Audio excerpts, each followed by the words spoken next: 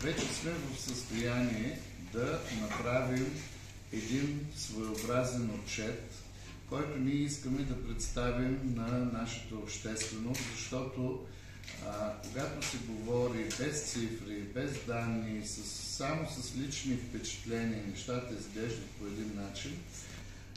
Болницата изпълнява дейност по 186 клинични пътеки, 3 клинични процедури, 20 амбулаторни процедури, както и специализирани и високо специализирани изследвания. По прогнозни данни, многопрофилната болница за активно лечение д-р Атанас Датовски ще завърши финансовата 2023 година с положителен финансов резултат, без натрупани загуби от минали години.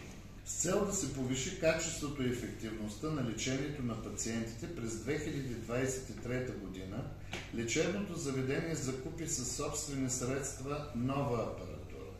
6 нови апарата за отделението за физикална и рехабилитационна медицина, за очно отделение биомикроскоп с горно осветление, за отделението по трансфузионна хематология нова центрофуга.